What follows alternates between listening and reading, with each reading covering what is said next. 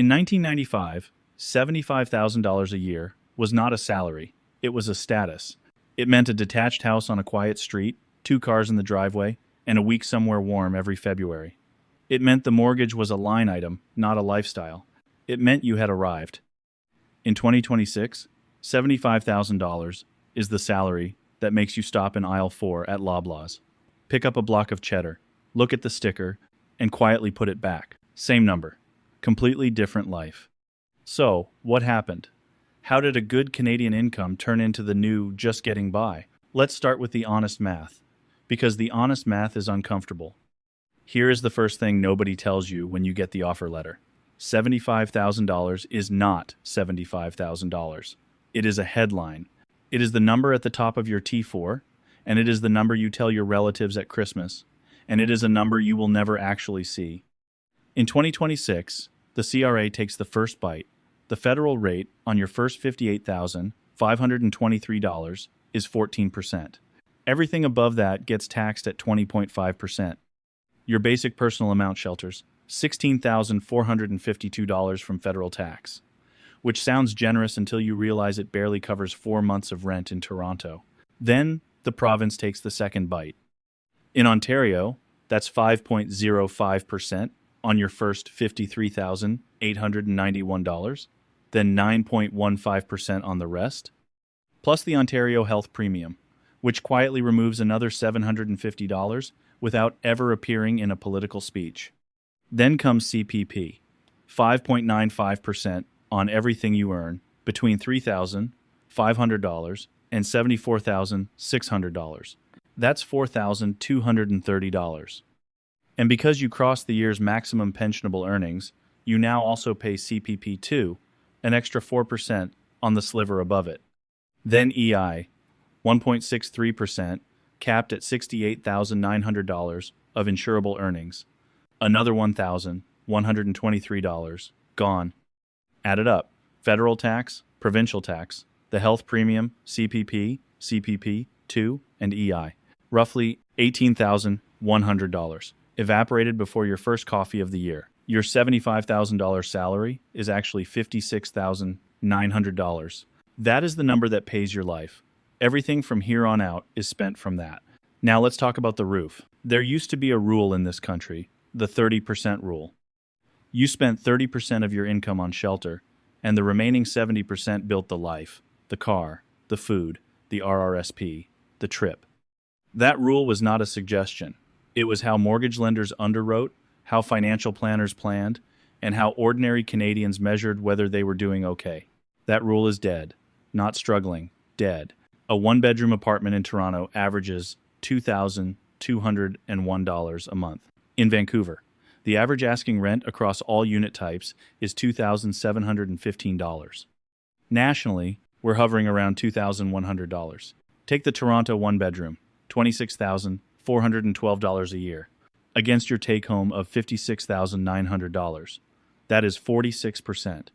Read that again. 46% of every dollar you actually receive goes to a single room and a kitchen, not a house, not a yard, one bedroom. And if you own, the story is not kinder, it is just delayed. The 5-year fixed rate is now sitting around 4.09%. That sounds fine. It sounds almost civilized, until you remember what you signed in 2021 when money was nearly free and your rate started with a 2. Every $100,000 of mortgage balance now costs roughly $530 a month. On a $400,000 balance, that is over $2,100 a month.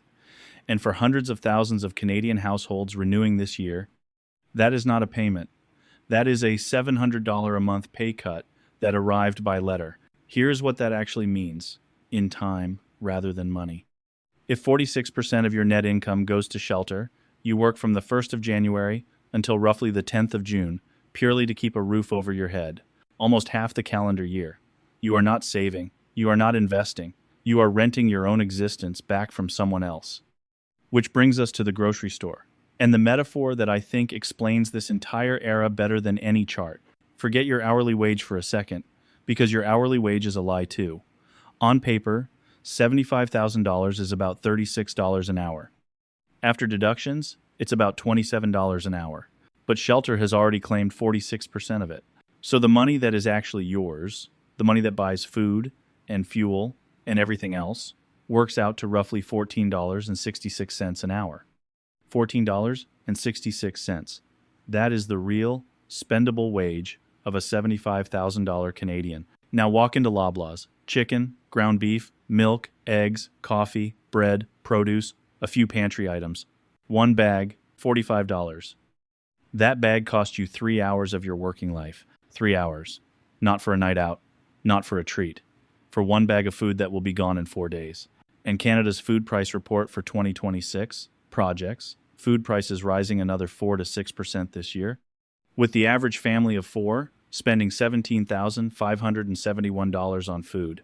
That's nearly $1,000 more than last year. And food is already 27% more expensive than it was 5 years ago. And here's the part that makes people feel like they're losing their minds. It isn't only the price, it's the volume. You buy the same box of crackers you've bought for a decade. $7. Same brand, same box, same shelf. But the box is 20% lighter than it was. The chip bag is mostly air, with a legal disclaimer. The yogurt tub went from 750 grams to 650, and nobody announced it.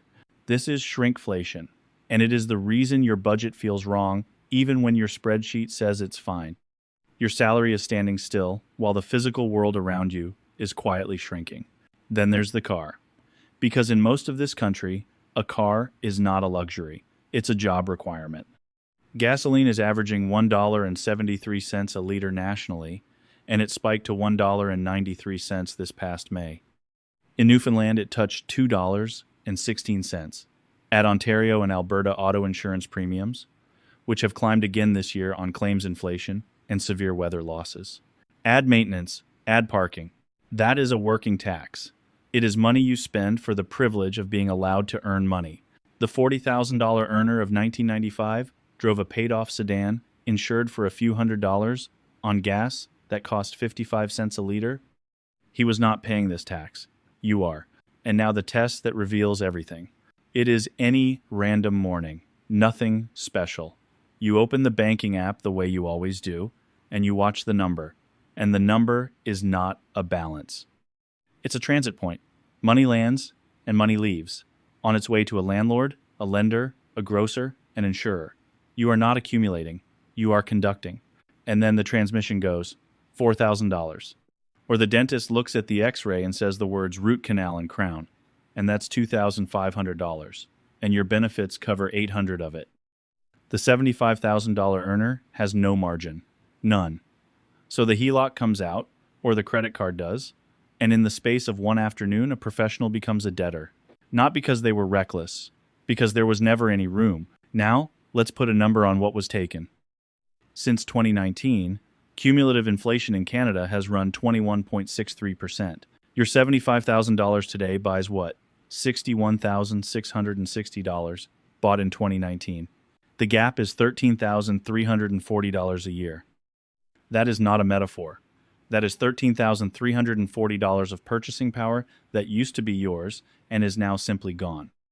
Imagine you had been able to put that gap into a TFSA or an RRSP instead.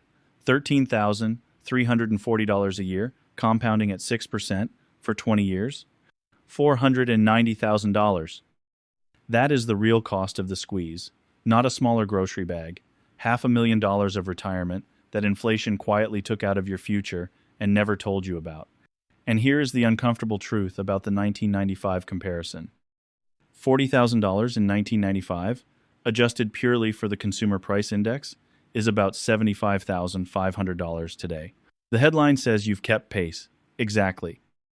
The headline is wrong, because shelter, food, and insurance have all run far ahead of the average, and those three things are 90% of an ordinary Canadian life. So let's land this properly. Wealth in Canada is no longer defined by the top line of your T4.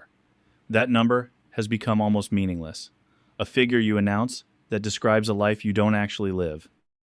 Wealth is now defined by asset resilience. Can you absorb a $4,000 shock without borrowing? Is your shelter cost fixed, or does it reprice against you every 12 months? Do you own anything that grows while you sleep? Because the goal was never a bigger number. The goal is a life that doesn't require a six-figure salary just to survive. Stop chasing the top line. Start building the floor underneath it. If you learned something from this video, like and hit subscribe. I'll see you in the next one.